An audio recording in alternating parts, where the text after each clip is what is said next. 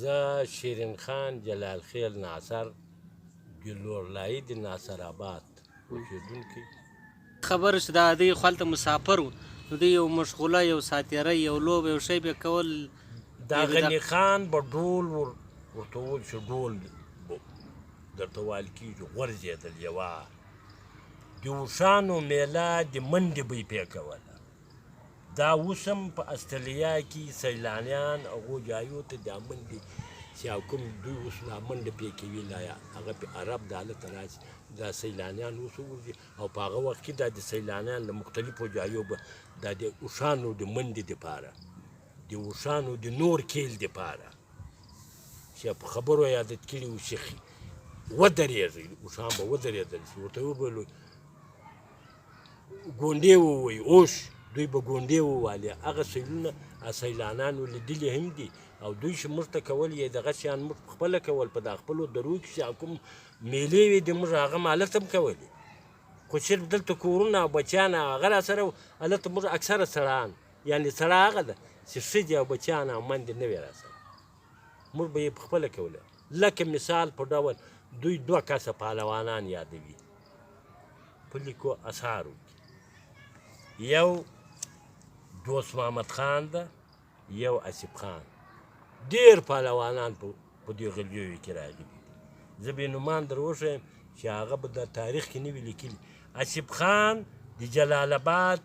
د غوږیزې درې ناصر ده او دوست محمد خان چې ده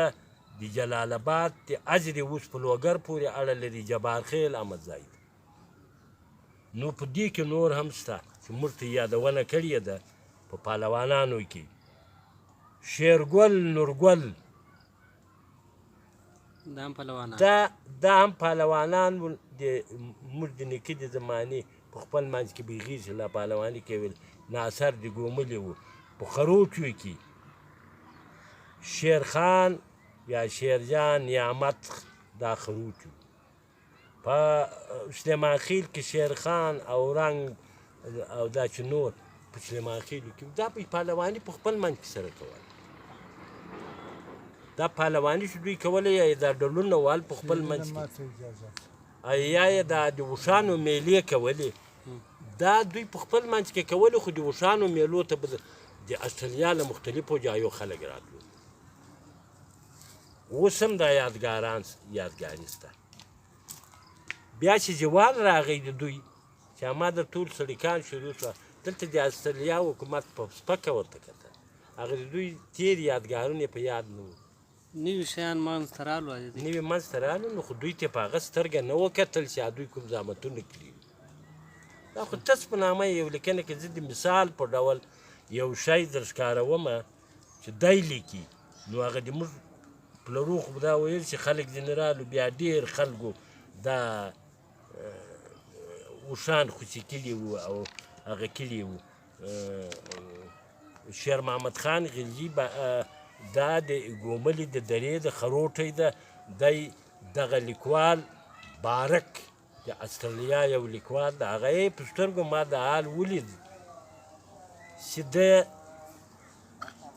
یوه ګله اوښان د ځان وو او دلته سپین ږیری هم وو تقریبا 50 کاله د کارم کړی وایي دې ولیده دلته زلي په څه ویو بې سواده وو هغه هم وو. ده ګله تر یوه غونډۍ واړوله چې ټکس پې لګېدلی و دوی خپل برداشت نه سوای کولی مجبوریت یې کړه. ما ورته کتل دی چې له سترګو په ناست و ده ولایتونو د خدای په امان شه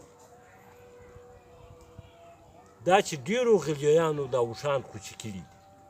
په دغه کې یو مثال زه درکړم د عبدالواحد ټیکهدار چې ډېر لوی جنګشنګ د اوښانو و او د ده علامه د هغه شرکت ای ډبل زاید وه چې په اوښ باندې به وه یا به هغه دا اوښان په سواو وو. دی ولاړی افغانستان ته چې بیرته راغی زوی ته یې وویل یا سړي پسې ولرئ دا اوښان وویلئ خو د غلجیو دا نه برداشتولی یې دغسې دې ولاړ شي مه عبدالواحد په موږ ګران د خوابدۍ کوی مه یې ولئ دا اوسان نه یې وویستل ځکه سرکار ویستل په 1920 کې په پارانا کې 4 اوسان وویستل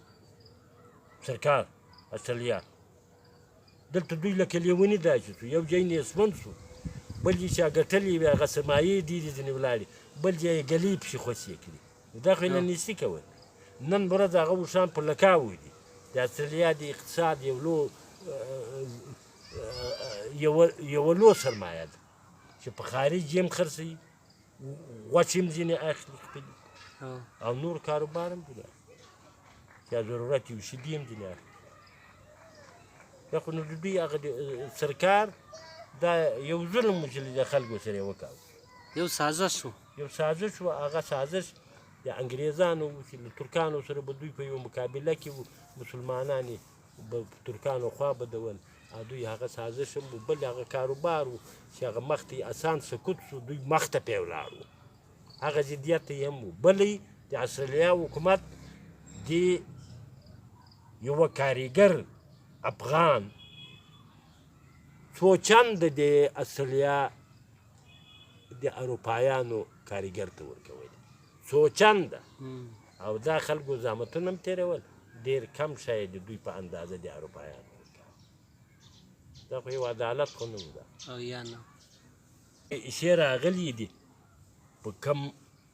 برلي کې یوه ډېره غټه سارا ده دا یې 40 اوښان یا تر دغه زیات په دې سارا کې خوشي کړي دي دا چا کړي دي عبدالرحمن غلجی کړي دي په کمبرلي کې د استرالیا په کمبرلي کې په 1940 کمبرلي هلته یو ځای دی بیا یوه غټه سارا ده په دې کې د خپل اوښان خوشي پرېښول له مجبوریت یې پرېښول شیر محمد خان د ګوملي خروټو یو ما مخکې بیان درته وکړ چې هغه باره کم دا یایي دا چې خروټ یو ډېر پرې ایښي دي نو خو دوی به یو راوستی دا چې سلیماخیل ډېر پرې ایښي دي دوی به یو راوستی دا چې به ناصر ډېر پرې ایښي وي ناصر بې لیکلی هم نه وي ناصر خو او خروټ او دغه خو داسې نه و چې په یو وار ورغلي دي چې هلته کاروبار شروع شو په هر کال باندې دوی په دا بیړیو کې ورتلو په کال کې څو وارې ورتلو ولې خو هغو خلکو غوښتل هغه یې ملګري وو هغه یې قومیان وو هغه یې هغه وو چې داسې کاروبار دی داسې هغه ده هلته یې د خپلې نفقې دپاره هغه صادق روزګار کاوه کارنامې یې ما داسې مختصرې درته وښولې چې په علي سپین نګر کې یو مجسمه د غلجی افغان غلجی ده او بل یې د اوښته د جوړه یو یادګاري هغه کړي نو دا معنا لري چې د استرالیا په آبادېدو کې په سلو کې 80% د اوښانو دا کار کوي 80% نه 80% یې کوي په اول سر کې 80% کوي نه موټر کار کولی شوی نه اس کار کولی شوی نه ریل پشکي تر 80 هم زیات کړی عمر دا اټکل کوي چې 80% کوي بالکل کوي ولې خو دا سارا وته چې دوی شیان وړو یا دا کارګران وته وړو هلته موټر وړای شوی نشته یو سټیشن چې به و هغه سټیشن چې به په 100 میله لرې و هغه دا به دا کاروانو وړو نو دا مې تر دغه درته ویل دا ځینې ځایونه به هم د دوی په نامه وي خو هغه په 100% کې به 10% هم لیکل دا د دې د بې تعلیمي بې علمي له وجې دا ځینې کارنامې چې هغه پاته سوي هغه پاته سوي دي او هغه کې ګوره خو ما دا درته وویل چې دوی په خپله دا امر ورکړو لکه عبدالواحد خان چې زوی ته یې وویل یې دا دی ما د هغه په سواو اوښان دې ورسئ پسې ویویلئ خو دوی دا حالات ولید چې سرکار په فلاني ځای کې پارانا کې ولیدل دغه اوښان په فلاني ځای کې ولیدل په فلاني ځای کې نو تر دا ویستلو یې دا ګلې خوشي زړه یې نه ورباندې کېدو په هغو باندې چاته به پښه واچي